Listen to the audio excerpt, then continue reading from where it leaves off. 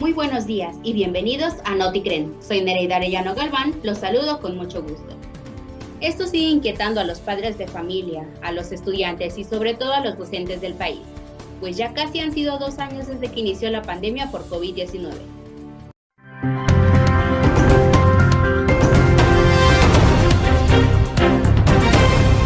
Lo cierto es que en México la pandemia por COVID-19 plantea nuevos retos de atención, integración y continuidad escolar que deben ser atendidos para el inicio del ciclo 2021-2022, situación que empujó a los gobiernos federal y estatales a modificar las estrategias educativas a fin de que los menores no pierdan clases ni la calidad con la que las reciben.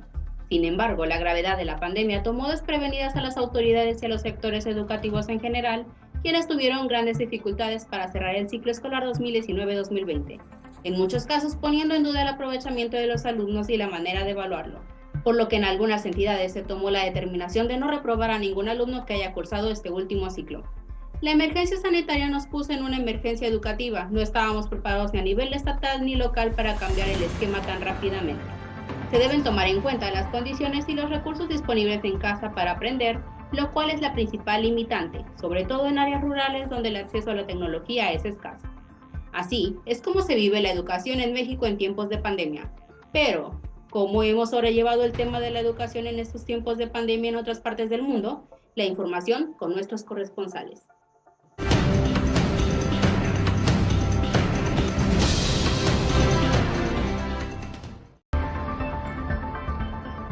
Así es, compañera, tienes mucha razón. La educación aquí en Australia es muy interesante e importante para los australianos.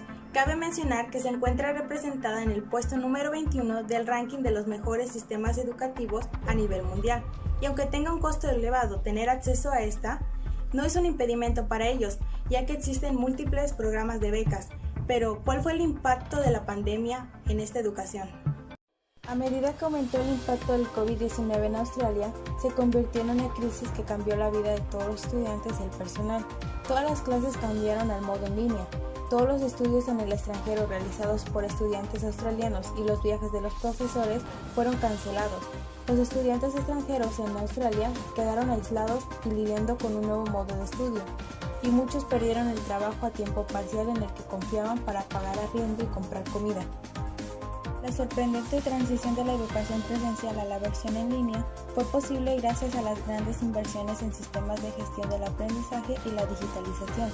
Si bien la adopción de algunos sistemas en línea en el pasado ha sido irregular, esta crisis ha obligado a todo el sistema a experimentar las nuevas posibilidades de acuerdo a la educación. Y aunque diversas instituciones y el gobierno han facilitado recursos para la enseñanza y el aprendizaje, el número de alumnos que abandonan la escuela va en aumento debido a la pobreza.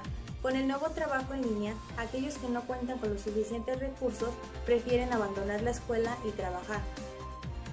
Otro problema que va ganando presencia entre el alumnado australiano es la enfermedad mental, ya que diversas encuestas afirman que el alumnado padece de alguna enfermedad mental y el personal docente sigue buscando estrategias para entender mejor al alumno. Eso ha sido todo de mi parte, vamos con la siguiente nota. Hola, ¿qué tal? Muy buenos días. Me encuentro en la ciudad de Seúl, en Corea del Sur, un país que resalta la importancia de la educación y la ve como la única forma de que el país camine hacia el futuro. La primera cuestión que les quiero comentar es cómo reaccionó el gobierno coreano a la pandemia del COVID-19 respecto a la educación. En este país dividen el nivel de crisis en 2 etapas. El nivel 1, en el cual 2/3 partes de los estudiantes puede asistir a clases presenciales, y el nivel 2, en el que solo 1/3 parte de los alumnos asiste o se dan clases totalmente a distancia o en línea. En el país asiático, las clases en línea se llevan a cabo en 3 modalidades: clases en directo, clases por medio del uso de material pregrabado y clases basadas en tareas. Una cosa que me pareció muy interesante es que, al menos en la ciudad de Seúl, hay una excelente red de internet y la mayoría de los estudiantes cuenta con algún dispositivo electrónico en el cual pueden tomar sus clases.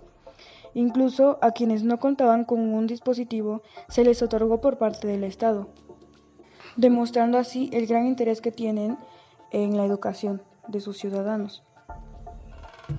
Muy bien, eso ha sido todo de mi parte.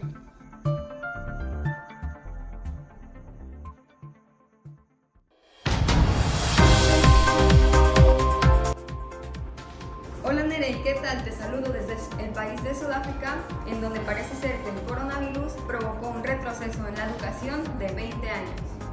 Esto debido a los cierres sin precedentes en las escuelas.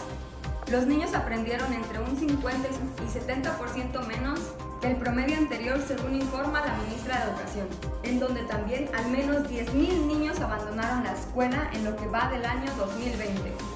Y los estudiantes aprendieron solo la mitad o menos del promedio general. Esto debido a las interrupciones provocadas por el coronavirus. El año académico comenzó con retraso en este nuevo año 2021, en donde los alumnos asisten a clases de formas rotativas para evitar más contagios. La mayoría de estas consecuencias se observan mayormente en zonas rurales, en donde les es imposible acceder a Internet.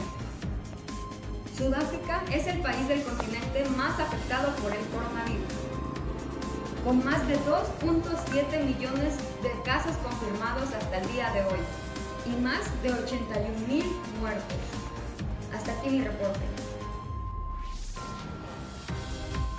Hola, muy buenos días. Aquí Jesús Ramírez informando de cómo va la situación de la pandemia en Alemania. Una vez más reportando la situación ahora en tema educativo. Como hemos visto, pareciera que aunque cada gobierno europeo tuvo un modelo distinto para afrontar la pandemia, no podemos negar que Alemania fue quien en un principio tuvo restricciones estrictas, lo cual ayudó a posicionarlo en los países europeos con las tasas de fatalidad y mortalidad más bajas.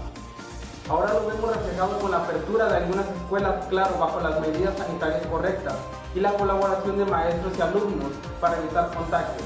Pero, ¿de qué medidas sanitarias estamos hablando? Se los comento, la dinámica de las clases es distinta ahora, sin tareas en grupos y guardando su distancia. Aunque no se ha considerado la mascarilla como uso obligatorio, la Asociación Alemana de Profesores considera que la mascarilla debería ser obligatoria en los pasillos, en el patio y en la parada del autobús escolar. Los protocolos también incluyen mantener las aulas ventiladas, además de intentar que haya distancia entre profesores, estudiantes y padres. Los alumnos deben ahora lavarse las manos varias veces y para reducir el riesgo de contagio no hay deportes, juegos ni cantos en coro. Sin duda, uno de los mayores retos de los centros educativos, por lo que los profesores han tenido que esforzarse en que se mantenga una distancia mínima. Así también los picaportes de puertas, ventanas, las barandillas y en general los elementos que con más frecuencia se tocan deben ser limpiados más de una vez al día. Y bueno, eso es lo que se vive en Alemania. Esperemos dentro de unos meses más las cosas vayan a mejor. Hasta aquí mi reporte. Regresamos contigo, Nereida. Así es como se vive el tema de la educación en otras partes del mundo. Muchas gracias a los compañeros por gran importantes notas y gracias a ustedes por acompañarnos. Los esperamos mañana aquí en Noticren. Cuídense mucho.